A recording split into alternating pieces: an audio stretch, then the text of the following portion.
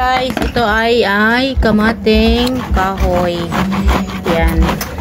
Binalatan at iliis at lagyan gawin namin puto.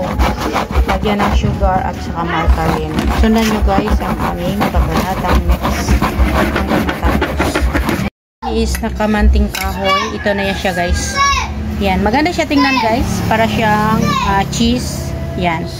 Ngayon, ang gagawin ko guys, imimix ko na siya sa sugar na brown at saka margarine. Saka ko siya, i-steam siya. Tapos, mamaya, gagawa din ako ng salty, walang sugar, with margarine lang siya and salt. So, masarap siya guys na merienda.